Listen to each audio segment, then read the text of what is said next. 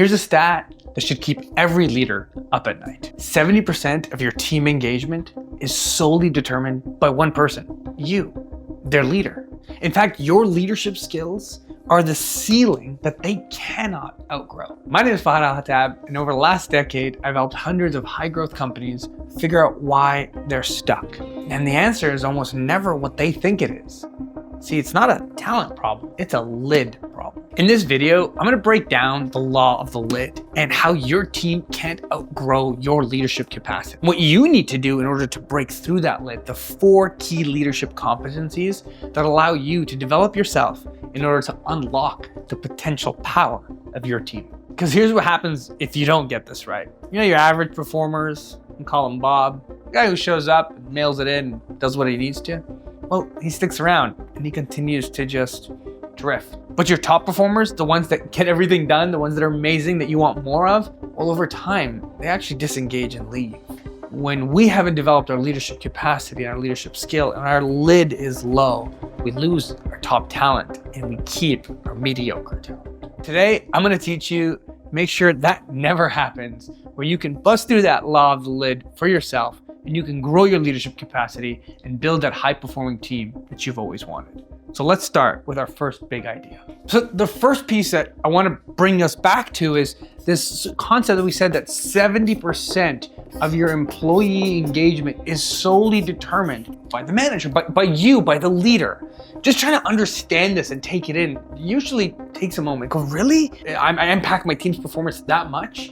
That's how much I control and how much I influence. To help you understand this, let's try to understand talent as a whole. Let's try to understand your employees, your team members as a whole. Many of us think of team members and we think back maybe to a stats class that we had, right? And we think that team members follow this sort of general distribution, right? Where you've got the middle here and you've got your superstars, right? You've got your A players right over here. You got a few people that are like the ones that just crush it. And these are the people that you love and you want more of. But you find that the majority of your team members are probably somewhere here in the middle, right? This is where 66%, so according to stats, the average people, this is where you get your B players. And then, you know, unfortunately, if you're in a team that's big enough, you've got some shitheads here, your C players, whatever you want to call them, people that we need to weed out and clean. And what happens is, as managers, we end up spending a lot of our time not with our A players, but actually often with our B players and perhaps our C players. This is who takes up our time. But the reality is that the people who impact your organization the most are your A players. And so general distribution is fine for things that follow natural laws, right? Height, and eye color, and weight. And IQ often followed general distribution, but when the studies got into it, and Google spent a lot of time trying to understand this, to try to understand the impact of A players versus B players versus C players and how they impact an organization, they saw something look a little differently. The grid looked like this, just a little bit of a hockey stick. This hockey stick is what's called a power law distribution. And in a power law distribution, what we've come to understand is that the average actually lives over here, which means that the majority of people actually fall below the average, below the highest impact point. And then what we have here is that we have this outlier impacts, these people who impact the organization to an extreme point. In a general distribution, an A player can only be like 2 times more impactful in an organization. But in a power law, what we see is that someone can be 10 to 20 times more impact in their team. That's wild. 10 to 20 times more impactful in their team to the organization. And so we want to ask ourselves, what's going on here? Really, power law sort of follows a little bit of Pareto's law, which basically tells us that less than 20% of our employees give us over 80% of the impact. So your job as a leader is to say, whoa, who are these 20%? Who are these leaders? Who are these individuals who can give me 10 to 20x impact? Well, I've got a little surprise for you. It's actually you. You're the person who has the 10 to 20x impact. In fact, if you're leading a team and you've got 5 people you're leading, you've got 10 people you're leading, for every person you're leading, that's an exponential impact. And so 1 hour of your time, if you're leading 10 people, is worth 10 times. So you can have 10x impact by how you lead and how you scale your organization by the people. And so what I want to help you understand is how your leadership skills actually end up being the lid to your team's performance. So let's look at another chart right over here. And let's look at this as sort of the results that we want in our organization. And so over here, this is the level of leadership. And let's put you here at a solid 5. This is you right over here, all the way across. I'll give you a name. We'll call you John. And John, you've got goals. You've got goals for your team. John, your goals for your team are way up here. There's a gap. Obviously, as you can see, there's a gap between the goals that you have for your team, for your business, for your organization, and where you are today. That's a reality. Now, John's got some people that work for him. One of the individuals that works for John is our good friend Bob over here. And Bob's been working for John for like years, right? So Bob works to meet the expectations of John. But John, you're trying to grow, you're trying to hit these goals, and you know that to hit these goals, you're gonna need some more talent. So John decides to hire some people. So John hires Kate. And Kate comes in and she tries to outperform. What do you think happens to Kate when she tries to bust through John's leadership capacity? The law of the lid. So Kate hits her head on the lid. The law of the lid simply states that teams cannot grow past their leaders. You as their leader is the limiting factor. Because what happens when Kate tries to bust through the lid, what do you think happens? She hits her head on the lid a few times. And when she hits her head on the lid, she enters this zone. We call this the zone of conflict. And in the zone of conflict, Kate's not causing any problems, but she's trying to improve things. And she's told, that's just not the way we do things here. And she's trying to innovate things. They go, we've tried that before. And John isn't a bad person. John's a good person. He means well. He does well. He wants his team to grow, but he doesn't realize how his leadership skills or lack thereof is actually causing the challenge for Kate. So what happens after a little while of Kate hitting her head on the lid? She enters the zone of conflict. They get into some debate. And Kate, over time, is actually unhappy. And she disengages. I'm gonna quiet quit. I'm gonna disengage. I'm just not gonna do things.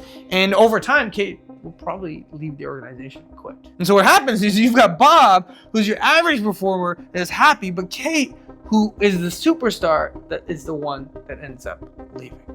Now let's say John tries to improve himself, and John, over time, he goes, I'm actually gonna do one of these unicorn leadership courses. I'm gonna actually do some work and develop on my skills. I'm gonna get a coach. I'm gonna get a trainer. And he works and he actually develops. He improves his skill. He actually gets all the way up here. He gets into like an 8. And so we actually improve John's skill. What happens when we improve John's skill? John's gonna come back and realize, oh wow, there's a gap between where Bob was performing and where I expect Bob now to perform, because as John improves his skill, he realizes where his ceiling was and he realizes where his team was performing. And so he actually wants to improve his team as a whole. He wants to improve the standard of his team. So he goes back to have a conversation with Bob and he goes, Bob, we gotta change things up. We gotta improve things. We got some big goals. And Bob goes, whoa. I've been here for 15 years. If you want all that new stuff, you should hire someone new. You should bring on some more team. What happens is that because you've lost your Kates over time, you don't just have Bob. You've got Ali here. You've got Matt. You maybe even have Sean. And they're all actually been just meeting expectations. What you have is you have low talent density. And the density of your team determines the ultimate culture. And what you've created, because you've tolerated the Bobs and you've lost the Kates due to your own leadership capacity, is you have a team that is underperforming with low expectations and low standards. And even though you've now raised your leadership skills, you did it too late. So the question that this leaves us is, how do you not let this happen to you? And how do you improve your leadership skills before it's too late? The law of the lid is one of John Maxwell's concepts, and it helps us understand how our teams cannot grow past our own leadership capacity. But then comes the question, where do I develop my leadership capacity? What areas do I have to develop? Each path is sort of unique depending on where your current skill sets are. And so what I'm going to look at here for you is 4 areas of key competencies that make up highly effective leaders. What I want you to do is, as I'm going through it, is think about yourself and what areas you might be strong, what areas you might not be as good. And the reality is you'll have to pick one of these areas and start improving it and working on it in order to actually raise your lid, to raise your team as a whole. And so we're going to draw a little Venn diagram of 4 areas. Unicorn leader that we're trying to get to is right there in the middle, and we'll look at what it looks like when we're missing some skills or we have some other skills. So the first moment that you became a leader, you became a manager, or even started your business, it's because you were a highly specialized problem solver. You had some phenomenal technical skills. And that's usually what gets you in. You're a phenomenal videographer, so you start a video agency. Or you were the top software engineer, so now you are leading the team of software engineers. Your technical skills get you in the door. And that's often where things start for leaders. But it is those same technical skills that make them really bad leaders. Because the skills that you developed becoming the best individual contributor are the reason you get stuck in your leadership roles. Because as an individual contributor, you're like, oh, I gotta solve the problem. I gotta have the answer. I gotta know what to do. And that's what gave you confidence, your ability to solve every problem that was brought your way. But as a leader, your skill has to be able to solve problems through people or help other people solve their own problems. So the first skill set is technical. That gets you in the door. Our next core group of skills is our self-leadership skills. This is how we show up. This is whether we have command of ourselves. This self-leadership is also known as emotional intelligence. And when we're talking about emotional intelligence, we can get super detailed about it. There is a subgrouping, and the subgrouping looks at things like self-awareness. How aware am I of how I show up for my team, my triggers, how I like feedback, whether I like to engage in good discourse and debate. It's also social awareness. Can I pick up on how my team is feeling? Do I have empathy? Can I read the room? Can I recognize what they need from me in order to be motivated, in order to be excited? And then self-management. If I'm triggered or I'm upset or someone gave me feedback or a team member isn't doing what I want, do I get angry? Do I lash out? Do I start to argue? Do I start to fight? Or am I able to actually manage my skill, manage my temper, manage my emotions? Can I get up and do the hard work every morning? Can I get up early and can I grind? Self-management skills are those motivation skills, those discipline skills, those emotional regulation skills. So we go self-awareness, social awareness, self-management ultimately lead us to social management, which is our ability to adapt. The ultimate form of emotional intelligence is our ability to adapt. We can call it mental flexibility. Can I adapt with what's thrown my way? A sale doesn't go the way you thought it would. A client isn't happy with you. A customer isn't doing what you need them to. A team member isn't following what you asked them. A team member resigns. The hire you just hired didn't turn out the way you needed to. You have all these problems thrown your way. Do you have the mental flexibility and emotional rigor to actually deal with these challenges, keep a smile on your face when you need to, and encourage people to get through the next part of the day and the next challenge? That is the core skill set that we first have to look at with leaders that allow them to move their lid upwards. Empowerment becomes our third core skill set.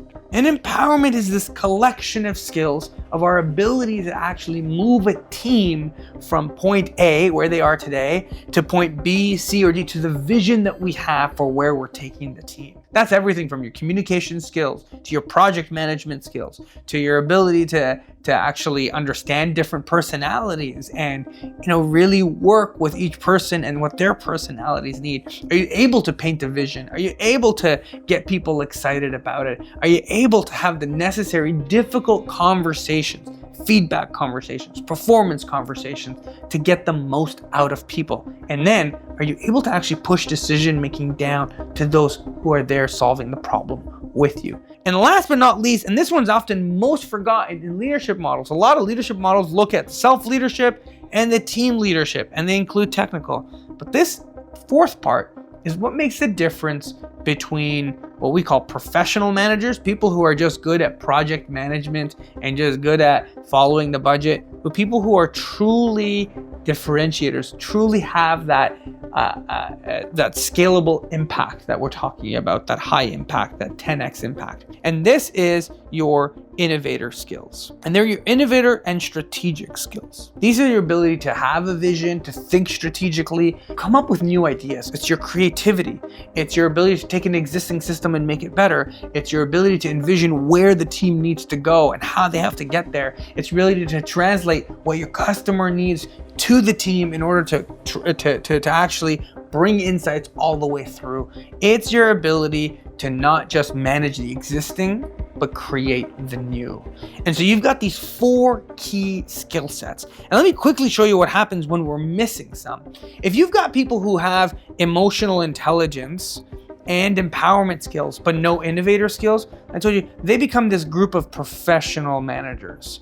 And professional managers, they're able to manage the existing system, but they can't themselves do the job. They can't innovate, they can't come up with new ideas, and it's sort of stagnant and it's slow and it's not fun. But if you've got people who have good emotional intelligence skills and good innovator skills, but no empowerment skills, what you end up with is you end up with silos. You end up with someone who, they really understand themselves. They're really good at coming up with new ideas, but they're not good at getting the team behind them. So they end up working alone, working in silos, and people aren't actually working together. Sometimes you get really good empowerment skills and really good innovator skills, but really low emotional intelligence skills. And here you end up with leaders with a lot of ego. And that is a key problem. If people are missing a core emotional intelligence skill, they end up leading with their ego. They end up really thinking that they know all the right answers, and they actually aren't able to have the necessary self-awareness or social awareness to lead people. The last part is if people are missing the technical skill and they don't continue to at least sharpen it a bit over the years, because the technical skills, you need less and less of them as you move up in your leadership role. But as that happens, often new leaders are the least confident. They lose their confidence when they don't have enough technical skills and they're leading people better than them. The reality is, as you start to build a team and build a business and move through this law of the lid, you will have people on your team that are smarter than you and better than you at everything that you used to do. And your ability to be the conductor of this team, to orchestrate this team and get them rowing in the same direction towards your big vision, that becomes your skill. And ultimately, your goal is to make the people in your team better than you and to make the team better than you could have ever been. If you can build a team that doesn't need you, that can grow and that can scale because you've set them up for success, then you will have the type of business you've been looking for, and you will have the type of leadership that will give you those high-performing teams.